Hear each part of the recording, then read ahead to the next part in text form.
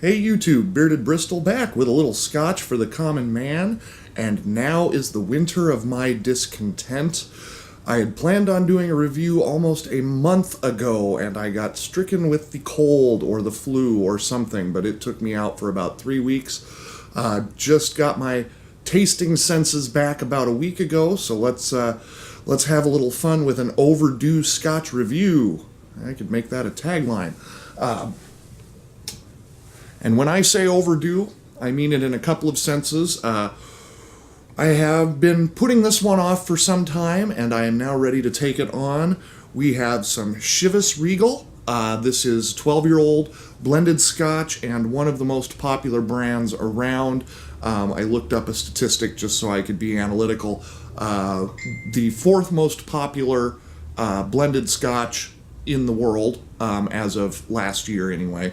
But Chivas Regal, which, the pronunciation is another one that's an adventure. Chivas Regal is actually, I believe, how it's supposed to be pronounced. But if you listen to people, if you get on the internet and look and listen, there is Chivas, there's Regal, there's Regal, any number of mispronunciations out there to the point where I'm not even for certain what is the correct one. I have commonly throughout my life referred to it as Chivas, which is probably the fault of my Midwestern lifestyle and upbringing, so I apologize for doing that. Because as I refer to it throughout, I'm sure I will do that incorrectly and call it Chivas. Nevertheless, I am peeling open the foil on this. It is truly an unopened bottle, and Lord only knows if I will have to pause this so that I can continue to get the bottle open. That would just be the icing on the proverbial cake. There you have it.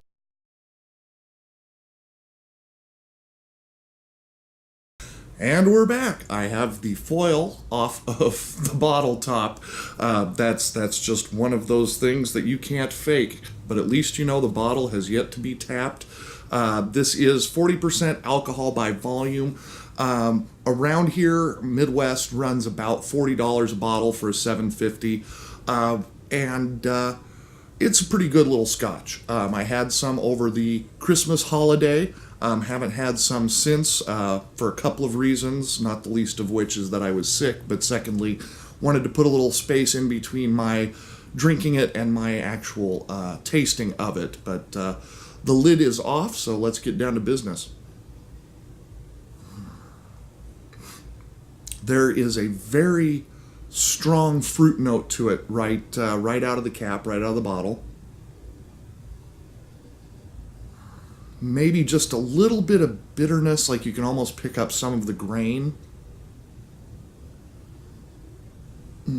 But there's definitely a lot of fruit involved, which, not always my favorite thing. I tend to like mine a little heavier and smokier, but it's definitely got a full fruit nose to it, so we're going to put a little in a glass here and see what happens next. All right. Probably about 1.5 ounces in there, which just means I get to sip a little more later.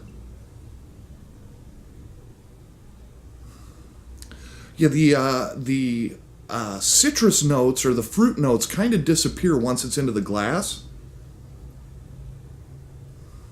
And definitely, I think there's some pear, maybe apple there. It's got a strong scent of alcohol to it when you just sniff at it. Almost antiseptic of sorts. And as usual, I check how it coats the glass, and it coats very well. So that's, in my opinion, always a positive, unless it's just absolutely terrible tasting.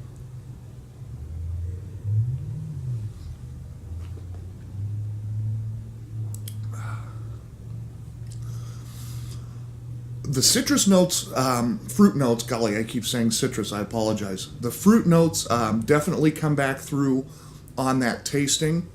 It's also got a little bit of a smokiness to it, which is nice, not overpowering. I also pick up that grain that I had mentioned when I nosed it the first time. Again, not overpowering, but it's definitely there.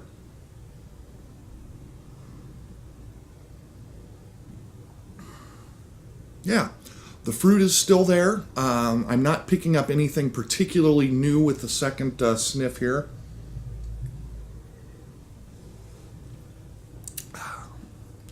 But it is nice. It's cool on the tongue, but it warms going down.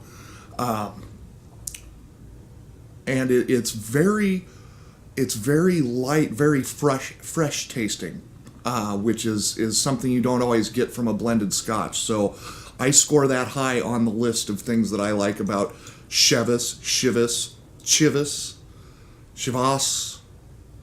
I'm just going to drink some more Scotch. How's that sound? All in all, pretty non-offensive blended Scotch. Like I say, heavy on the fruit, very fresh tasting, but yet it does warm. It coats well. That secondary aspect really lingers on in the mouth. So that said, this has been another Scotch for the Common Man. Hope to be coming back at you next week, as I do have some more Scotches back here that have yet to be tapped. But until then, enjoy a nice drink responsibly and stay warm in this winter that just won't quit. You all take care. We'll talk to you again soon.